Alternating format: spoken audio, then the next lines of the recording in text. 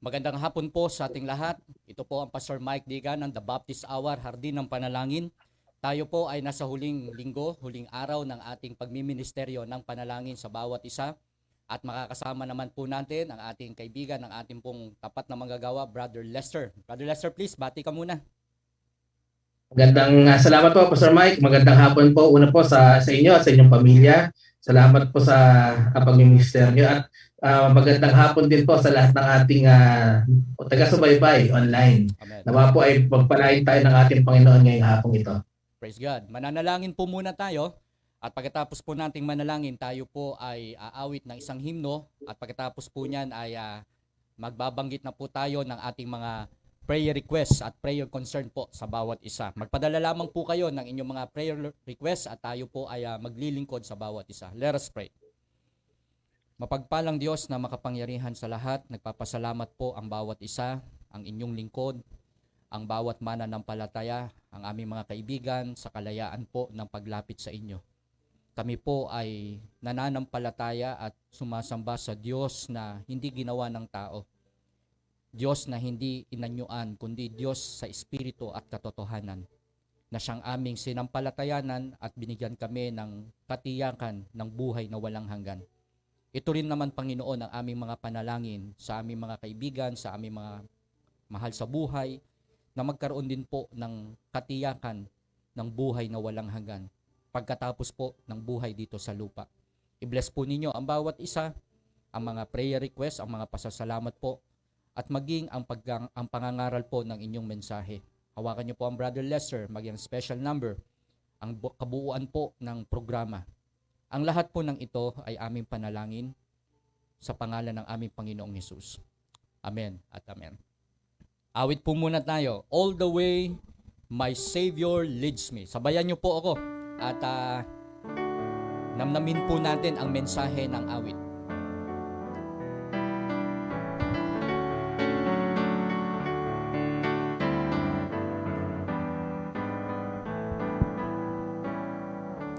Okay, ready?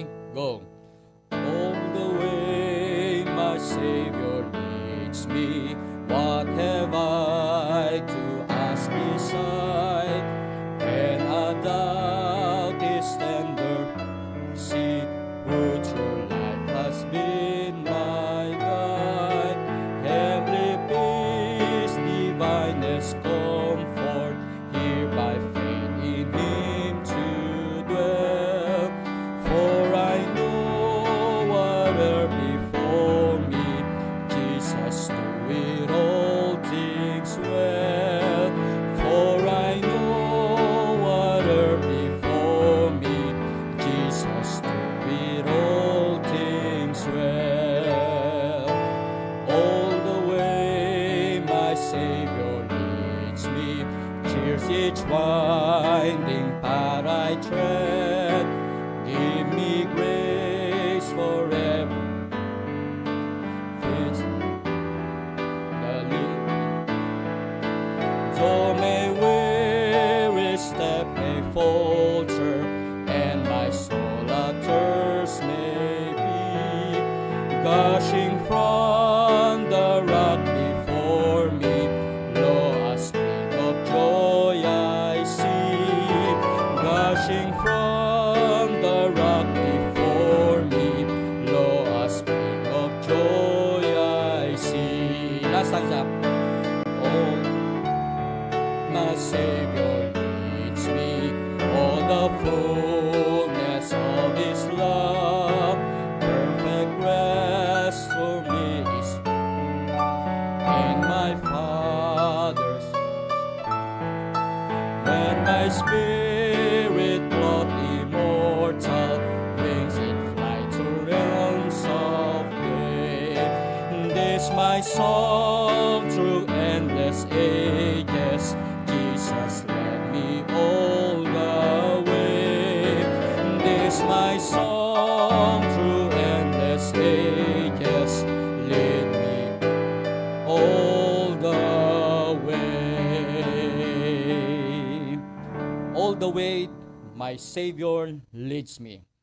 This time tayo naman po ay tutungo sa ating mga kahilingan At mga pasasalamat kung meron din po tayong magiging mga pwedeng i-share at bahagi po sa ating hardin ng panalangin.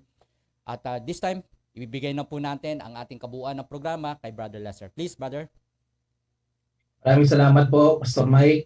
At tama po, tayo po ay tutungo na sa pagbabasa ng ating mga prayer request. Pero bago po yun, nakaka-bless po yung ating song, All the Way, My Savior Needs Me. Talaga pong sa kabila po ng kung ano man po ang nararanasan natin ngayon, meron po tayong comfort bilang mga mananampalataya na after this ay meron tayong langit na bahay na uuwian. Patuloy po kayo magpadala ng mga prayer requests, mga praises, at habang binabasa ko po ang mga nating mga prayer requests na nagdaang linggo, at mamaya po ay pwede pa po natin siyang ihabol sa ating pananalangin. Kami po ay nakikisa sa mga nagdiwang po ng kaarawan itong linggo ito, si Sister Belinda Chua, si Sister Agnes Casiao noong May 23. Noong May 26 naman po, Sister Helen Guzman and Sister Fe Carpio. At kahapon po, si Sister Jemima Balarag. Bukas naman po ay magdiriwang ng kaarawan si Sister Marjorie Vicente. At isama po natin sa pagbati ang anniversary po ni Pastor and Mrs. Poy Aguilar. Ngayon din po, binabati po natin ng happy 30th wedding anniversary po si Tito Manny and Tita Annette Cuben. Ngayon po, nagdidiwang po sila ng kanilang anniversary. Si Tita Annette po ay nakakasama natin sa hardin ng panalangin maging sa ating mga gawain. Kaya po, happy anniversary din po, Tito Manny and Tita Annette.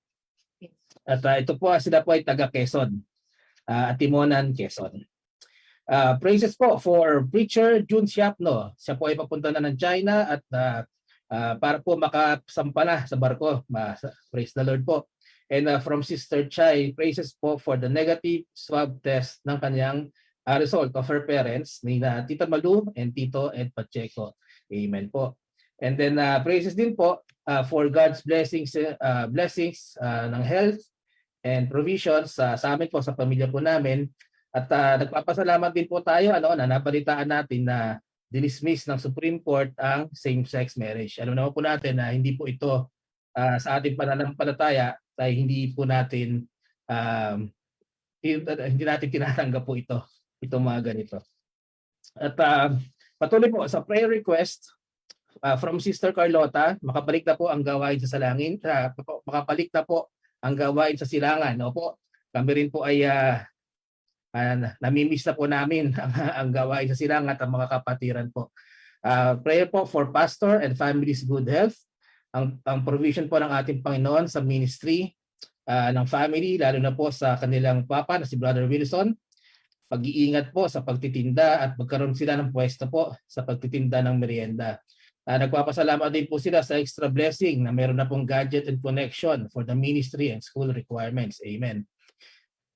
Prayer po again from Sister Carlota, peace of mind sa pamilya, salvation of friends and family, and good health ng family.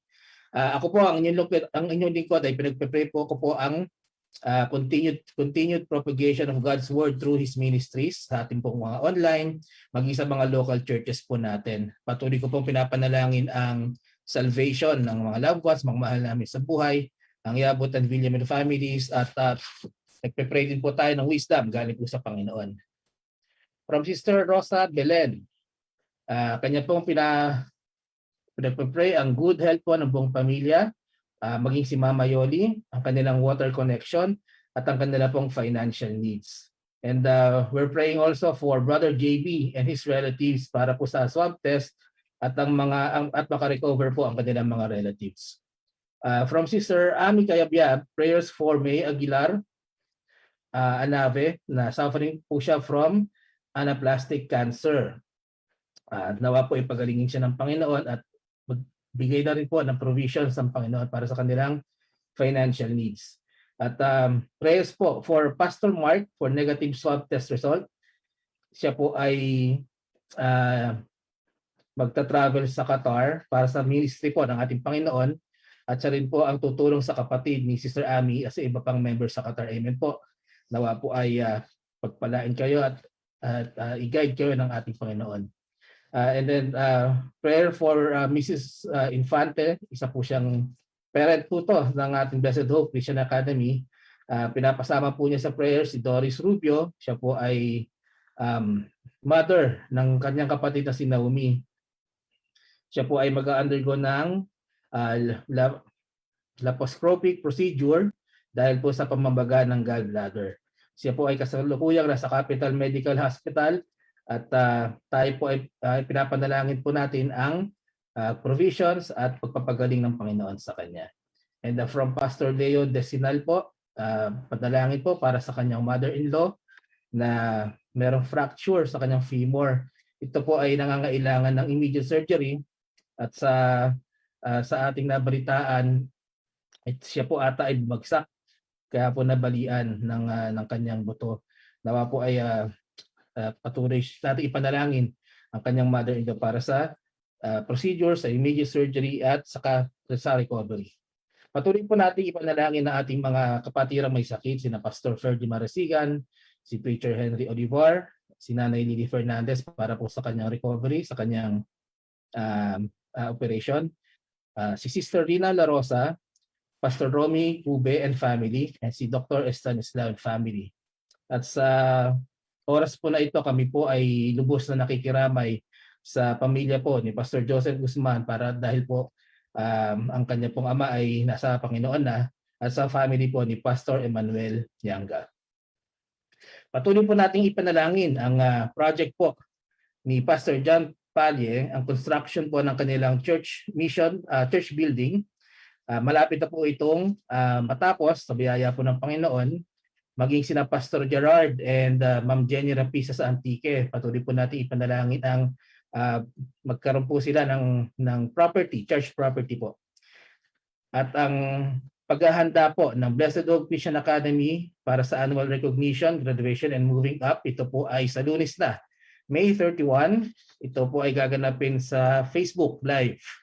At patuloy po natin ipagpanalangin ang success nito at ang paghahanda po ng staff po ng PHCA. Online Youth Camp, ito po ay ongoing po ngayon. Second day po ng Online Youth Camp na ang tema po ay Be Cautious, These Days Are Perilous. Hanggang bukas po ito. At kung kayo po ay makakapagbigay ng oras at tayo po ay sumali at manood ng Online Youth Camp.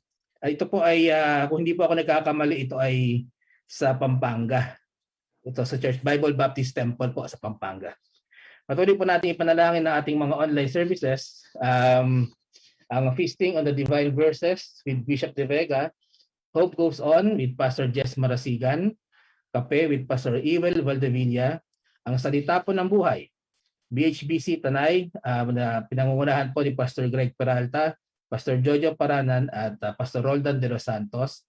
Ang Bread Talk po na pinapangunahan ni Pastor Robert Victoriano.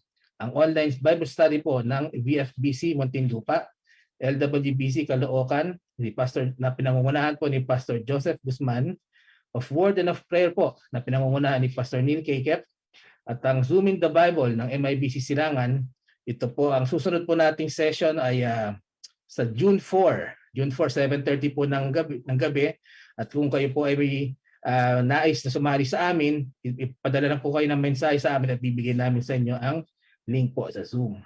Patuloy po natin ipanalangin ang online ministries para po sa ating kids. Jam Kids Squad of LWBC Caloocan, Abacada of VFBC, MIBC for Kids ng MIBC Marikina, Wow Kids of BHBC Valenzuela, ang Bible Bibo ng LWBC Santa Mesa.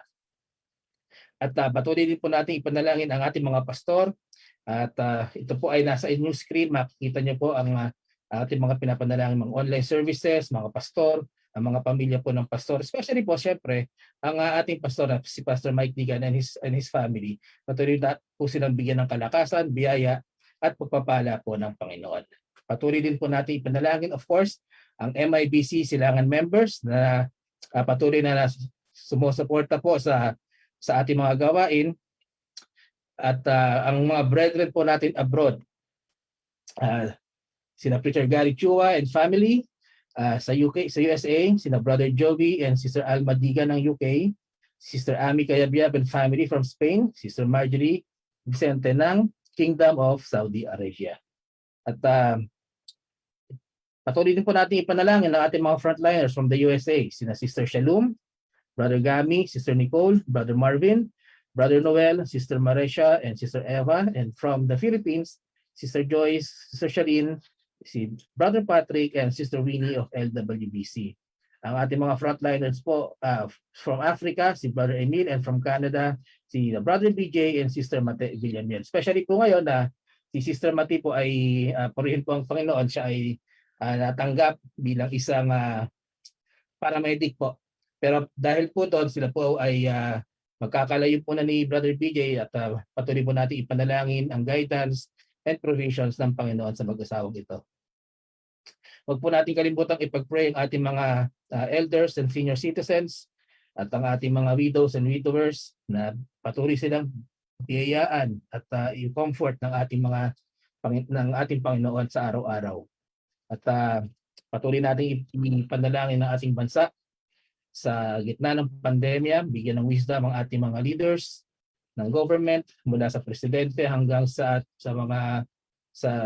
SK at sa mga leaders po sa buong mundo ay patuloy natin silang panalangin upang bigyan sila ng guide ng ating Panginoon. At ito po ang mga nalikom natin mga prayer requests and praises. Kung mayroon pa po, mag-comment lang po kayo at mamaya po ay isasama po natin sila sa ating panalangin. At this point po, tayo po muna ay makakarinig ng special number from Brother Shem. Purihin po ang Panginoon.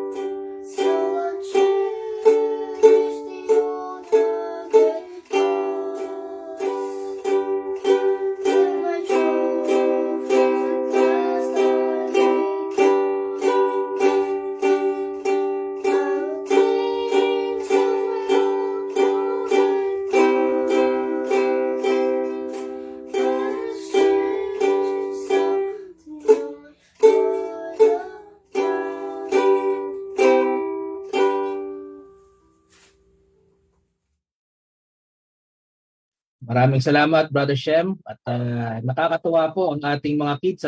Kahapon si Brother Shan at si Brother Ethan po ang nag-special number. Nawa po ay marami pang mga kabataan na mag-special number or umawit para sa Panginoon. Kaya kung ano-ano po ang pinagkakabalan, mag-practice na lang po tayo. No? Ito po ay para sa kapurihan po ng ating Panginoon. Salamat, Brother Shem, sa Old Rugged Cross at sana po ay more to come para sa mga gawain pa po ng Panginoon. point po na ito, at this point, tayo po ay tutungo na sa pag-aaral ng salita ng Diyos. At let us open our Bibles to 2 Corinthians chapter 15, verse 5 to 6. 2 Corinthians 13, babasahin po natin ay from verse 5 to 6. Okay. Sabay-sabay po tayo magbasa. 2 Corinthians 13, verse 5 to 6. Ito po ang sinasabi ng banal na kasulatan. Verse 5, examine yourselves whether ye be in the faith. Prove your own selves. Know ye not your own selves how that Jesus Christ is in you, except ye be reprobates. Verse 6, but I trust that ye shall know that we are not reprobates. Tayo po ay manalangin. Ama namin banal na nasa langit, maraming salamat po Panginoon sa hapong ito na kami po ay muling makabalik sa ministeryo ng pananalangin. Patuloy kami makarinig na iyong salita, Panginoon. Patuloy kaming mabiyayaan po ng inyong mensahe. Panginoon, naway makita ng mga makikinig ay kayo sa mensaheng ito, hindi po ako na isang tao makasalanan. Patuloy kaming patawarin, Panginoon, sa aming makasalanan upang kami maging karapat-dapat na makareceive po ng inyong mga blessings. Maraming salamat po, Panginoon. Bigyan niyo ako ng wisdom. I-guide niyo po ako sa paglalahad ko ng inyong mensahe.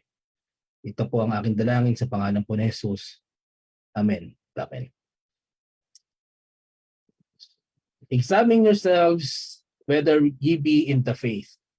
Ito po ay sinasabi ni Pablo sa mga taga-Korinto na sabi niya, tignan natin ang ating mga sarili.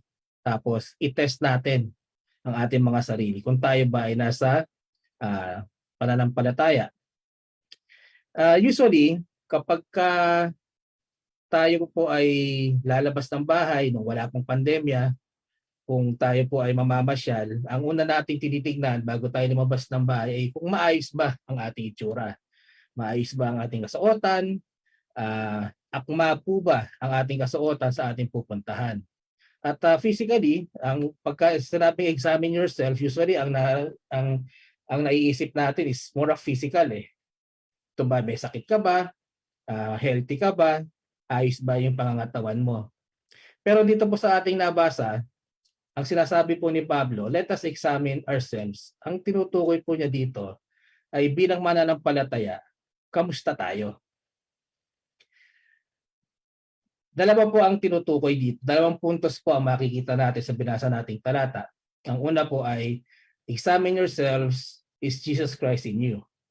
Kaya po ang title ng ating mensahe ngayon ay, examine ourselves. Okay. Pero ano po ba yung sinasabi na is Jesus Christ in you? Paano ba natin malalaman na si Kristo ay nasa atin, nasa kalooban natin? Kung itutuloy po natin ang pagbabasa sa verse 7 ng 2 Corinthians, yung ating pong main text, ito po ang ating mababasa. Sabi dito, verse 7, now I pray to God that ye do no evil, not that we should appear approved, but that ye should do that which is honest, though we be as reprobates. Sinasabi po dito na do no evil. Para ba natin malalaman kung si Kristo ay nasa atin? Let us not do evil. And then pangalawa, you should do that which is honest. So, isa pong huwag tayong gagawa ng masama at gawin natin kung ano yung honest na sinasabi dito. Ngayon, pag pinag-aralan po natin dito, bakit na sinabing do that which is honest? Kasi po, ang kausap na ni Pablo dito ay mga mananampalataya. Sila po ay mga Christians, early Christians. Pag sinabing do what is honest, ikaw, na bilang Kristiyano, gawin mo yung dapat na ginagawa ng isang Kristiyano. Be honest with your faith. Na ikaw, kung ito ang sinasabi mo, pinapakita mo sa ibang tao, at sinasabi mo na ito ako ay Kristiyano, dapat ipakita mo sa pamamagitan ng gawa. Be honest with what you are saying. Na kung Kristiyano ka, ang gagawin mo ay mga bagay na ayon sa pagiging Kristiyano. Now, kailan natin dapat i-examine ang ating mga sarili? Meron akong tatlong siguro scenario or sitwasyon na sa tingin ko every time na makikita natin to or may encounter natin tong mga senaryo ito, dapat i-examine muna natin ang ating mga sarili. Una, when we are faced with difficult situations, pagka ang senaryo na pagka ang nararanasan natin ay sobrang hirap, lalo na dito sa ating buhay sa mundo. Ang pagiging Kristiyano natin ay mostly tested kapag tayo ay nahaharap sa mga mahihirap na sitwasyon.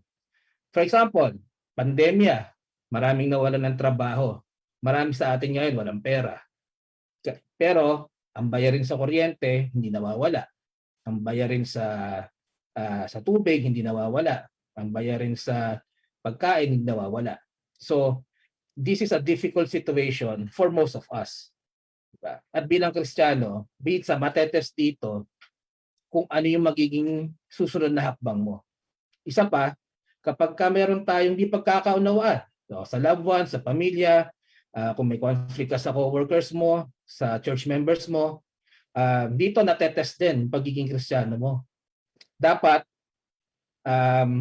mahirap pa nga po ito dahil pagka ang sinasabi natin, hindi pagkakaunawaan, hindi pagkakasunduan, more often than not, may damdamin ito.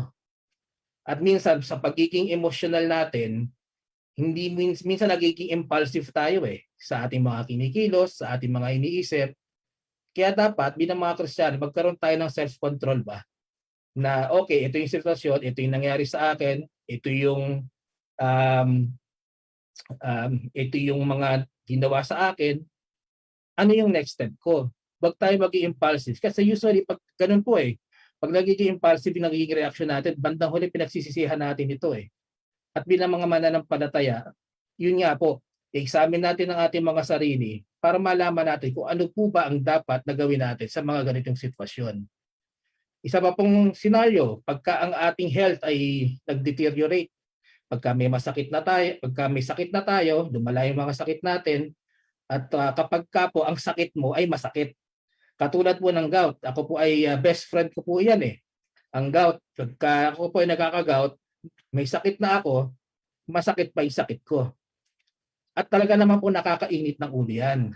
At minsan, syempre po dahil ganun ang pakiramdam natin, nadadama yung mga kasama natin sa bahay sa init ng ulo mo kasi masakit So yung tatlong senaryo po na yan, sa tingin ko, yan, when you are faced with difficult situations, ito na yung pinaka-basic na difficult situations. Paano ka mabubuhay kung wala kang pera? Paano kung ang mga mahal mo sa buhay ay hindi ka na mahal? O nagkakaaway-away kayo? O paano kapag ang iyong kalusugan ay unti-unting lumalala? Kung mapapansin nyo, itong tatlong nabanggit ko, ito rin ang mga test na binigay kay Job. At sabi dito, he did not sin against God. Tayo po ay tunghayan po natin yan sa Job chapter 1, verse 20 to 22. Buksan po at ilipat po natin ang ating mga Bibles. Turn your Bibles to Job chapter 1. Ayan. Verse 20 to 22. Ang sabi po dito, sa Job chapter 1, verse 20 to 22, then Job arose and rent his mantle and shaved his head and fell down upon the ground and worshipped and said, naked came I out of my mother's womb, and naked shall I return thither. The Lord gave, and the Lord had taken away. Blessed be the name of the Lord. And verse 22, in all this, Job said not, nor charged God foolishly. Napapansin niyo po ba, itong verse na to, ginawa niya po ito pagkatapos ng sa isang araw lamang ay lahat ng kabuhayan niya ay nawala. Nanakaw yung kanyang mga livestock, o kung hindi man nanakaw ay napatay. Ito rin yung araw na literally nawala yung mga anak niya, na namatay lahat ng anak niya, yung 10 anak niya. And ito rin po pagkatapos na pag lahat ng pangyayaring iyon ay nagkasakit siya ng isang masakit na sakit. Brother Lester, saan yung conflict ng family dito tsaka loved ones?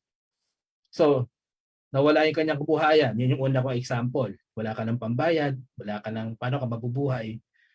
Tapos, yung nagkaroon siya ng sakit, ng mga boils na Makati, yun yung pangatlong example ko. Saan din yung, yung conflict? Dahil po sa pangyayari ito, nag-away sila mag-asawa. Na to the point, nang sabi ng asawa niya, curse God and die. Para matapos na yan. Sige na, magkasala ka na sa Panginoon. Pero ano po sabi ng verse 22? In all this, Job sinned not, nor charged God foolishly. Can you imagine the amount of faith meron si Job?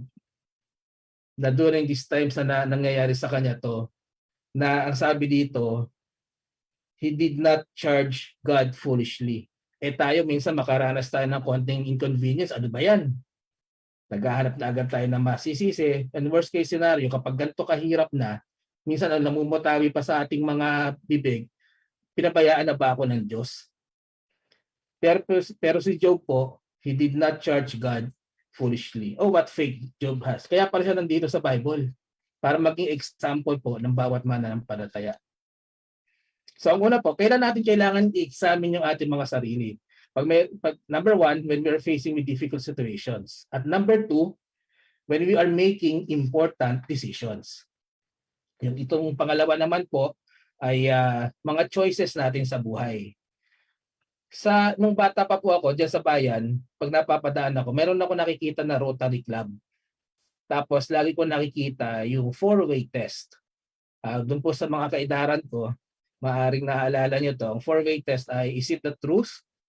Is it fair to all concerned? Number 2. Number 3, will it build goodwill and better friendships? And number 4, will it be beneficial to all concerned? Nung research ko to, ito pala ay isang business model na kung magdidesisyon ng isang business na to, ay ito yung guidelines nila. Nung ni-research ko ang history nito, ang may akda po nito ay si Herbert J. Taylor. And ang istorya po nito, sa kumpanya nila, siya na lang yung naniniwala na makakabawi pa sila kasi bagsak yung negosyo nila eh. Ang kagandahan po nito, si Herbert Taylor po ay isang Christian businessman. At habang nagme-meditate, nagpe-pray daw po siya para sa kasagutan from God, itong 4 daw na po ito ang lumabas. Tunay nga naman, ano? Kung galing sa Diyos, is it the truth? Is it fair to all concerned? Will it build goodwill and friendship? And will it be beneficial to all?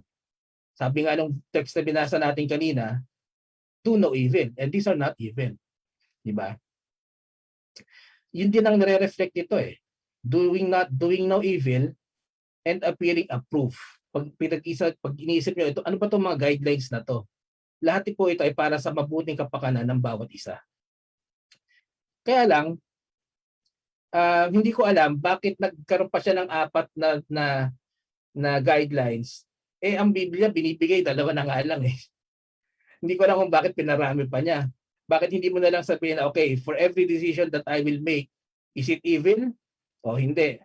Will we show approve? Tayo ba ay katulad po ng utos sa atin na ating Panginoong Jesucristo that show ourselves approve and be perfect like your Father in heaven is perfect. Ito bang decision na to ay magre-reflect sa akin yung utos na yon. Sabi nga po sa Matthew 22, tignan po natin muli ang ating mga Biblia, sa Matthew 22 verse 37 to 40. Matthew 22, ito pa ang unang libro ng ating New Testament. Matthew 22, 37 to 40. Matthew 22, verse 37 to 40. Ito po sinasabi ng banal na kasulatan. Jesus said unto him, Thou shalt love the Lord thy God with all thy heart, and with all thy soul, and with all thy mind. This is the first and great commandment. And the second is like unto it, Thou shalt love thy neighbor as thyself. Verse 40, On these 2 commandments hang all the law and the prophets. Napakaganda po, no? Kung mapapansin nyo, sa book of Leviticus, Deuteronomy, Ang dami pong law dyan, maraming batas na ibinigay sa Israelites. Actually, sa first 5 books, yung Pentateuch po, karamihan po ng dinidiscuss dito ay mga batas ng Diyos para sa mga Israelita. Nung dumating po ang ating Panginoong Hesukristo, pinasimple lang niya. Sabi niya, lahat ng ito lang yan, dalawa lang yan. Una, mahalin mo ang iyong Panginoon ng buong puso, ng buong pag-iisip, at ng buong with all your soul. At ang pangalawa, love your neighbor as yourself. Lahat po yan, hindi mo na kailangang i-memorize yung 10 Commandments, hindi mo na kailangang i-memorize yung Book of the Law. Palaging pag meron tayong desisyon na gagawin, pinapakita ba dito ang pagmamahal natin sa Panginoon? Pag sinabi kasing all thy heart, ano to? Full blast to. No holds barred. Mamahalin mo ng buong puso. Pag sinabing all thy soul, lahat ng iyong pagkatao. At pag sinabi mo with all thy might, iniisip mo pa lang, lagi mong isara sa alang-alang ang Diyos, ang ating Panginoon, sa lahat ng gagawin mo. At pangalawa, thou shalt love thy neighbor as yourself. Sa mga desisyon sa buhay, kung ano yung magiging trabaho mo, ano yung magiging kabuhayan mo, sana may checklist ka, no? Will this show na I love the Lord? And will this show that I love my neighbor as myself? Sa family matters natin, so kung saan ka titira, anong magiging kabuhayan nyo, ano yung magiging plano mo, ano yung ituturo mong values ay yung mga anak. Iniisip mo ba na, teka muna, itong mga gagawin kong ito, will it reflect me being a Christian? And sa ating pananampalataya, sa ating faith, anong klaseng Kristiyano ka magiging? Kumbaga, what kind of Christian will you be? Ikaw ba yung Kristiyano na sa pangalan lang? Ito ba ay magiging Kristiyano ka sa pagka may gawain lang?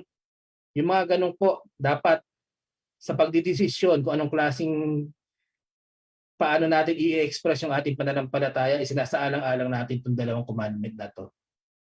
Doon po sa ating mga bisita at mga manonood, mga hindi pa po mananampalataya, ang siguro isang magandang desisyon diyan, will you be a Christian? Tatanggapin mo ba si Kristo sa iyong puso at pananampalataya ka sa Kanya, sa Kanyang ginawa dito sa mundo, na siya po ay napunta rito, namatay sa krus ng Kalbaryo, at muling nabuhay muli para sa ating mga kasalanan? Tatanggapin mo ba ang free gift of salvation ng ating Panginoong Hesukristo? Kaya ako nabanggit po ito dahil meron akong mga nabasa dati o siguro napanood na parang sinasabi nila napakinggan na nila ang salvation. Ano ang salvation, ang tamang salvation, na alam nila kung paano maglingkod at dapat maglingkod. Mga kabataan po usually ito eh.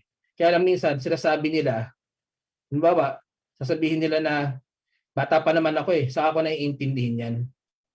Pagka siguro kaedad ko na yung lola ko, kasi yung lola ko religious yun eh. Pero ngayon, bata pa ako, malakas pa ako, marami pa akong gustong gawin, saka na ako maglilingkod sa Panginoon, saka ko naiintindihin yan.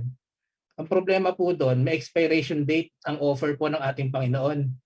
Hindi po siya panghabang buhay, hindi po siya underized tulad ng samang inasal. Siya po ay offered habang nandito tayo sa lupa. Pero once po tayo ay namatay na, nag-expire po yung offer na yon. Wala na pong kaligtasan sa kabilang buhay kung dito sa buhay na ito ay hindi tayo naligtas. Importanteng decision po ito para sa ating mga manonood. Importanteng desisyon na dapat pag-isipan at gawin na mabilisan sapagkat po ang kamatayan ay walang schedule. Hindi po natin alam kung kailan tayo kukunin ng Panginoon. At pangatlo po, kailan natin kailangan i-examine ng ating mga sarili. Number 3, when we are evaluating our Christian growth, our being Christian. Asa na tayo sa pagiging Kristiyano? Tayo ba ay nag-grow? Tayo ba ay nagmamature? Tayo ba ay tulad ng nasa ating main text, are we in the faith? And do we prove ourselves Christians? Sa trabaho po kasi, once a year, may tinatawag tayong performance review na i-evaluate ng boss mo kung anong performance mo throughout the year. Tapos kung pagka hindi nyo na-meet yung requirements o kung wala kang kung hindi ka nag-grow sa trabaho mo, minsan bagsak ka. Wala kang bonus. Siguro pastor, magganun din tayo sa ating gawain, magkaroon tayo ng performance review as a Christian. Parang ikaw, Brother Lester, hindi mo naman nagagawa ito, so bagsak ka. Ito yung gagawin mo for the next year. Dapat makita ko, nag-i-improve ka ganito. Paano po kaya yon? Pero po kasi, bilang Kristiyano, minsan napupunta to sa backseat eh. Parang okay, Kristiyano na ako, pagkatapos kumaligtas, tapos na. Ang hindi natin nalalaman, marami po tayong gagawin bilang Kristiyano. Kung tayo po ay tumanggap sa ating Panginoong Jesucristo, we should value the sacrifice ng ating Panginoong Jesucristo. Hindi yung para pagkatapos, okay, ligtas ka na, tapos na. Hindi po ganun yun. So, katulad yan, examine natin yung ating mga sarili. Tignan natin, maging honest na tayo sa ating mga sarili kung ito talaga yung nakikita natin. At least, ang realization mo, yun ang first step eh. Matanggap mo na may kulang. Praise the Lord, kung ikaw ay nakapagbasa na ng Bible cover to cover, dati hindi mo ginagawa. Praise the Lord, kung ikaw ay dating may bisyo, ngayon wala na. Praise the Lord, kung yung dating 3 bisyo mo, 2 na lang. Hindi pa rin siya kumpleto, pero nakikita mo yung growth and maturity bilang Kristiyano. Purihin ng Panginoon kapag ka nagagamit ka sa ministry. Purihin ng Panginoon kapag ka yung at church attendance mo wala kang absent. Sa lahat ng gawain nandoon ka kahit sa online. Purihin ng Panginoon kung dati puro ka absent, ngayon 3 beses na lang. Kung dati ang ina-attendan mo lang Sunday morning, ngayon Sunday night na lang. Joke lang po. Kung dati ang ina-attendan mo Sunday, o ngayon nakakasama ka na online from Tuesday to Friday. Purihin ng Panginoon. Then ay growth bilang isang mananampalataya. Lalo kang nagkakaroon ng desire na makapakinig ng salita ng Diyos. At purihin ng Panginoon kung interesado ka nang matutunan ng doktrina ng ating Panginoong Jesucristo. Because that is a sign of maturity. And more than ever, more than everything else, purihin ng Panginoon na kung kaya ka nagpapagamit sa Panginoon, na kung bakit ka nagpupunta at sumasamba sa Kanya tuwing meron tayong service, ay dahil sa pagmamahal mo sa Panginoon. Yun po ang the best. Kasi ngayon, nakikita ko, hindi ko naman nilalahat. Pero generally speaking, yung mga Kristiyano, ngayong panahon po natin ngayon, pagka mayroong isang maliit na hindi nagustuhan, pagka hindi nakuha yung gusto, kadalasan nagrereklamo, kadalasan nagagalit. Pagka minsan nasabihan mo na, ay, Brother Lester, mali naman kasi yung ginawa mo, bisa gagalit pa yan. Hindi pa matanggap, tapos magtuturo pa yan. Kasi si Brother Shem kasi, hindi natutulog na maaga kaya yan, hindi nag-practice. Yan, sample lang po yun. Tapos, minsan kapag hindi tayo nabe-bless, kapag yung prayers natin, isang taon na natin pinagpe-pray, wala pa rin nangyayari. Minsan ang nangyayari sa atin, ano ba yan? Minsan Diyos pa sinisisi. Sasabihin, ano ba naman? Natagal naman. Diyos ka nga, di ba? Dapat pwede mong gawin ng isang declare yan. Kaya lang ang tanong mga kapatid, chinek mo ba yung sarili mo? Kung baka naman tayo ang dahilan kung bakit hindi tayo nabe-bless, bakit hindi nagkakaroon ng answered prayer, baka may mali sa buhay natin. Kaya mga kapatid, let us examine ourselves. Sabi nga po sa Romans 14:12, so then every one of us shall give account of himself to God. Akala ko si pastor lang. Kasi siya yung leader Akala ko si pastor lang may accountability sa church. Paano po to? Sabi ni Pablo sa mga Romano, so then every one of us shall give account of himself to God. Bilang Kristiyano, ang nagawa sa lupa. Pagkatapos mo maligtas, saan mo ginugol ang iyong oras? Nag-strive ka ba na mag-grow bilang Kristiyano? Parang yung parable po yan ng talents, na binigyan yung ng master ng talents, yung 3 tao. Yung isa na doble niya, yung pangalawa na doble niya, yung isa tinago lang niya. Nagalit yung master kasi bakit hindi mo pinalago yung binigay ko sa iyo. Ganun din ang Panginoon. Lahat tayo may talento, lahat may binigay na pangunawa, wisdom, iba-iba tayo ng talents. Saan po natin ginagamit ang bigay ng Panginoon sa atin?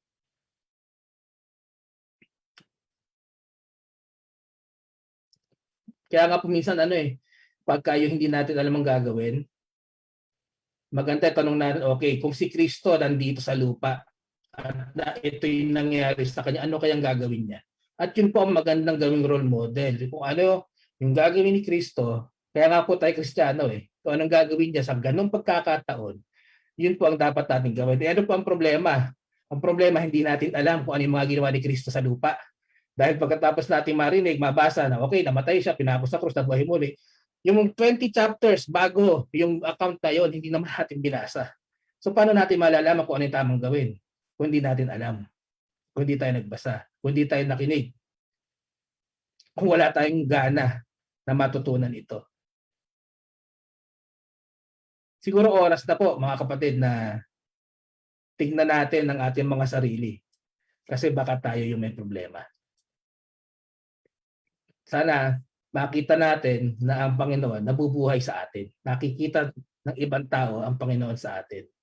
Yung pangalawang point po natin, yung una, examine yourself. I-check natin kung tayo ba kung si Kristo ba ay nasa atin pa. Yung pangalawa po, examine ourselves. Nagiging reprobates na ba tayo? Are we becoming reprobates? Kasi tulad po nung nandun sa main text natin, sabi dito, know ye not your own selves, how that Jesus Christ is in you, except ye be reprobates. Kung wala po si Kristo, baka tayo ay reprobates na. Ano po ba yung reprobate? Sabi po sa Romans, ito ay mga tao na alam nilang may Diyos, pero ayaw nilang i-retain ang Panginoon sa kanilang knowledge. Alam nila na may judgment ang Panginoon, pero they still take pleasure sa paggawa ng masasamang bagay. Hanggang sa dumating yung point na ang Panginoon na mismo ang nag-reject sa mga taong ito. Sabi po sa Titus 1 verse 16, they profess that they know God, still had pleasure in doing evil, being abominable and disobedient, and unto every good work reprobate. Wala silang ginagawa mabuti. Di ba po sa Old Testament, may nabasa natin na nagsisi ang Panginoon sa paggawa ng tao sapagkat continually, araw-araw, ano ang nasa isipan ng mga taong yon? Puro kasamaan. Maging maingat po tayo at let us examine ourselves. Baka nagiging katulad tayo nila. Do not be deceived kung ano may nakikita mo around you. Study the Bible, study the doctrines of Christ. Sapagkat doon lang po natin malalaman at doon magiging batayan natin at standard pag sinukat natin ang performance natin bilang mga Kristiyano. Naalala ko dati, kinukwento ni tatay sa akin. Dati siyang manager sa sa supermarket. Yung mga tauhan daw niya, sana hindi sila nakikinig. Ang ginagawa, siyempre kung kakain ka, pwede kang bumili sa supermarket pagkain para sa lunch mo. Ang ginagawa daw ng iba, yung corn beef, papalitan nila ng label. Gagawin nilang sardinas, yung label. Para pagka binayaran nila sa counter, 8 pesos lang. Hindi 50 pesos. Pero pag binuksan nila yung laman, ang ulam nila corn beef. Ngayon,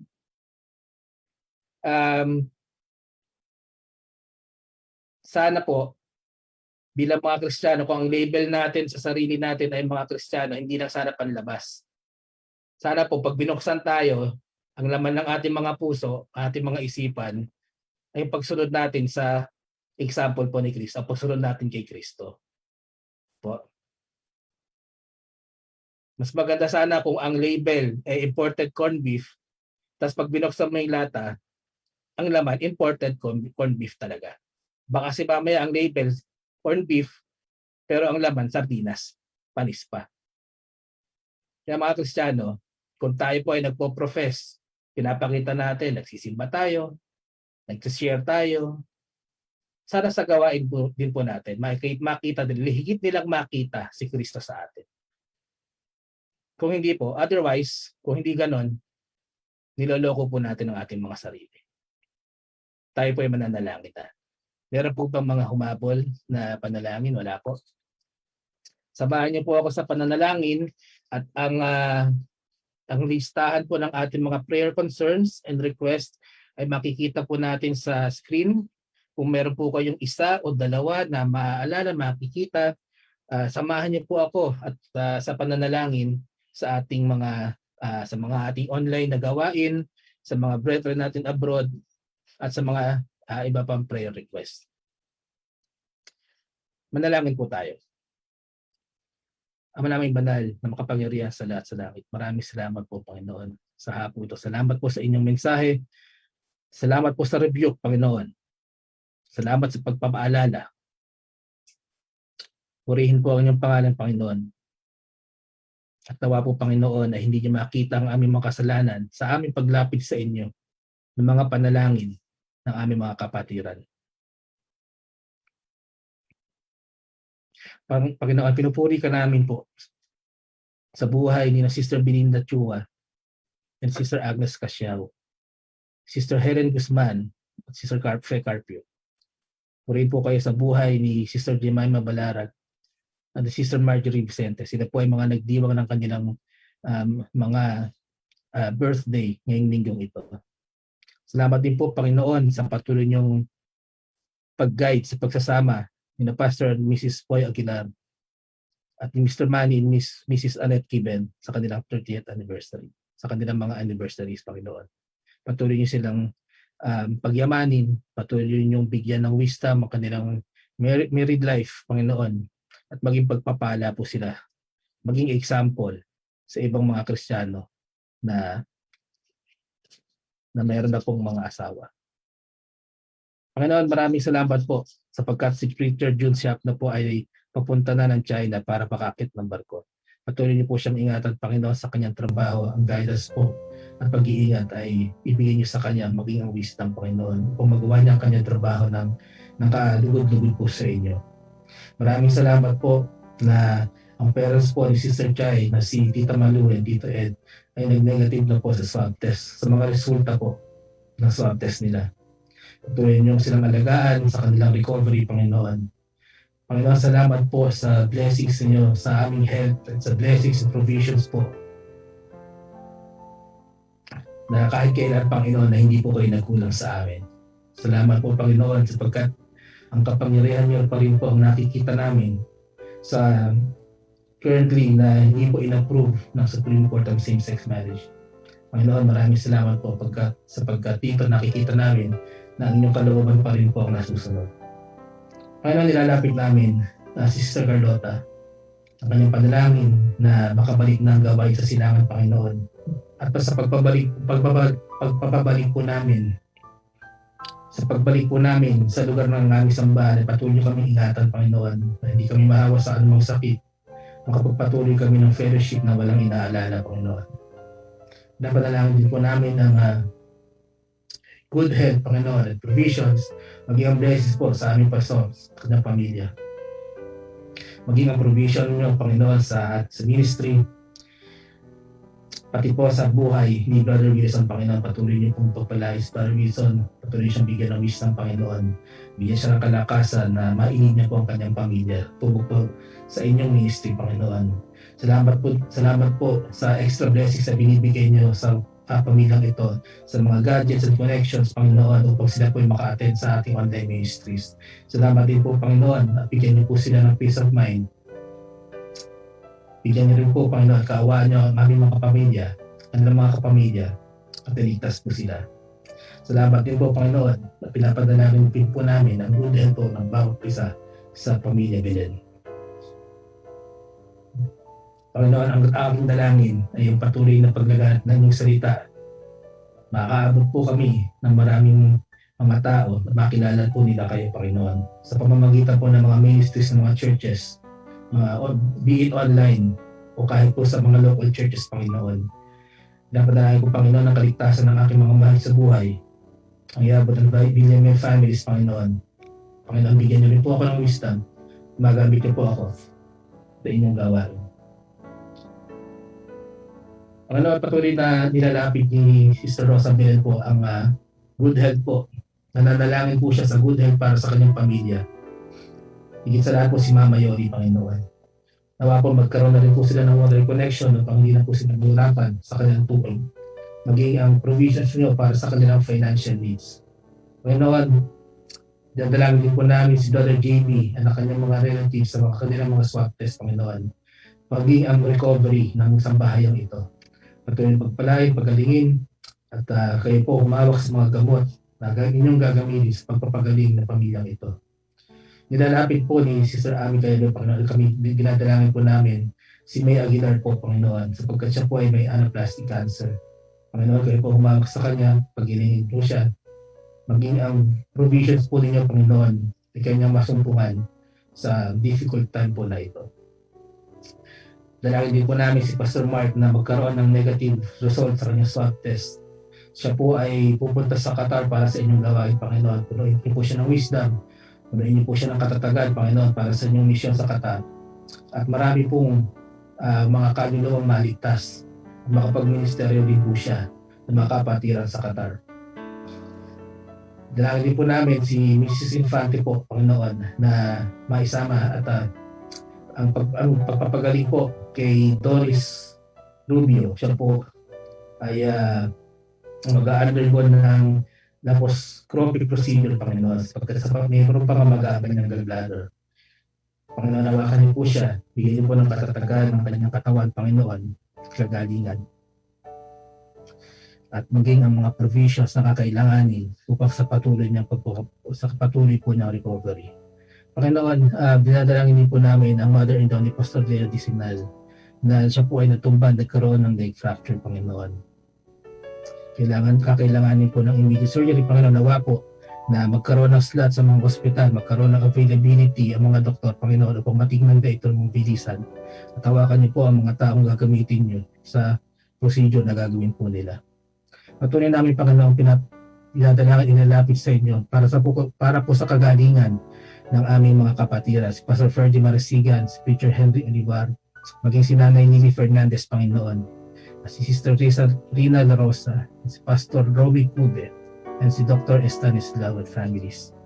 Panginoon, ang mga kapatiran pong ito inyong hawakan, bigyan po ng kalakasan ng katawan, Panginoon, at patuloy sana ang kanilang recovery po sa kanilang mga sakit. Kami po, Panginoon, ay humihingi po ng comfort sa inyo sa mga naiwan ng pamilya ng Pastor Joseph Guzman sa pagkawala po ng kanyang ama at kay Pastor Emmanuel Yanga. Pagpalain po at i-comfort ang mga family nila sa magkaroon sila ng pag-asa, Panginoon, sapagkat sa alam po natin na hindi po ito ang katapusan, kundi magkikita-kita po kami sa langit na bayan. Para patuloy namin dinadalangin ang inyong ministry po na pinamumunahan ni Pastor Jan Palya na matapos na po ang construction ng kanilang mission church building. Salamat po sa provisions, Panginoon, upang maganap ito. Hindi, Panginoon, nilalapit namin sa inyo sina Pastor Gerard and Ma'am Jenny Lapista, Panginoon, sa church para po sa kanilang heart's desire na magkaroon po ng church property sa Antigua po. Panginoon, hawakan rin po ang Blessed Hope Mission Academy, ang administrator, principal, ang staff members, Panginoon, sa kanilang paghahanda sa annual graduation and moving up po. Nagaganap rin na po sa Lunes. Panginoon, salamat po sa online youth camp na nagaganap po ngayon. Patuloy po sana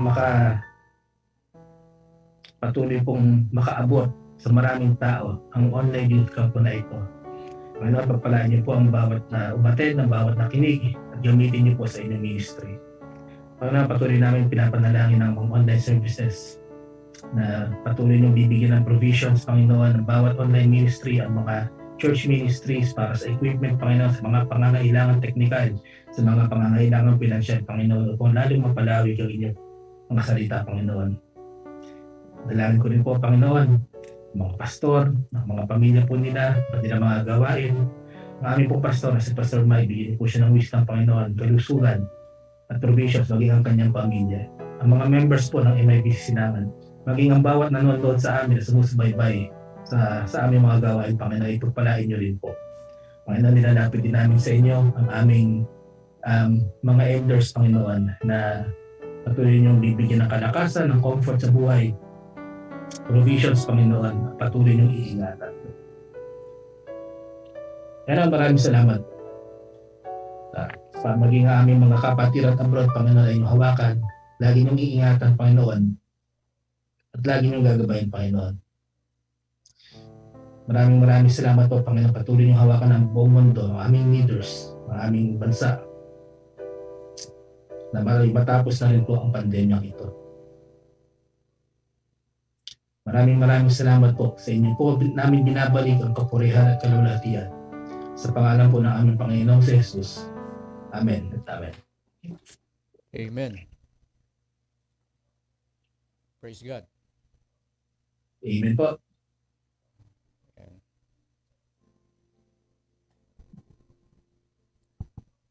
Salamat, Brother Lester. Purihin ng Panginoon sa ating mga panalangin, lalo na sa mensahe na ating napakinggan. At patuloy po tayong magamit ng Diyos sa mga ganitong pagmiministeryo po. At this time, ay tutungo na po tayo sa pagbati ng mga nakasama po natin sa ating hardin ng panalangin. Brother Lester, meron ka bang listahan dyan? Opo, meron po. Sige po. At mauna na po ako at kung meron po akong ma-miss out ay kayo na po ang sasalo sa akin, Pastor. Opo, sige po. Okay po. Magandang hapon po kay Sister Sharon, kay Quismondo. Maraming salamat po sa panonood. Praise God. Maraming salamat. Vicente, Marjorie Vicente, baliktad po ang pangalan. Opo, nasa salamat po. Nasa birthday niya pala bukas, ano? Siya po ay nasa Saudi. Happy birthday po. At kayo po ay ingatan ng Panginoon dyan sa Saudi. Yes. Opo. At Ma'am Baby Villamel, maraming salamat po. Amen. Robert Soriano, maraming salamat po sa panonood, sa pagsubaybay. Sister Helen, maraming salamat po. Yan po ay all the way from Isabela. Saan ba to? Isabela. Kalimutan ko. Ilabas yung native ko. Doc Bob Dino, maraming salamat po. Sa inyong salamat din, Doc Bob. Opo. Sister Alexis Salazar, maraming salamat po. Sister Beth, ating pong mga young people na kailangan, malapit na po tayo magkita-kita. Brother Jack Villar, Amen. Maraming salamat po sa panonood. Sister Alexis, maraming salamat sa pag-share. Pakadami pong tinag ni Sister Alexis dito. Sina Tricia, Marina, Mary Rose, Mary Grace, Mary Licudan, Mary Grace Beltran, Alvin Salazar, at Sheila May Vina Pascual. Tama po ay nakapanood kayo at po ay na-bless po ngayong araw na to. Ma'am Susan Mangat, maraming salamat po, Ma'am Su. Yes. At magandang gabi po. Salamat po. Dahil po dyan, meron halaman sa likod. At medyo nag-improve po ang ating studio. Maraming salamat po, Ma'am Su. Brother Sam, maraming salamat. At Nani Nere, Mercalesha, maraming salamat po sa panonood. At sino pa po ba? Tita Nenita Saria, kasama rin natin. Opo, Auntie, ingat po kayo dyan sa Cavite. Opo. Si Sister Leslie Gamay Mejia. From Ilocos naman yan, nasa Ilocos. Opo. Nanay ko po, yes, opo. Amihan niya po, salamat po, Nanay Ami. At si Veronica de Guzman, praise God po, Tinika.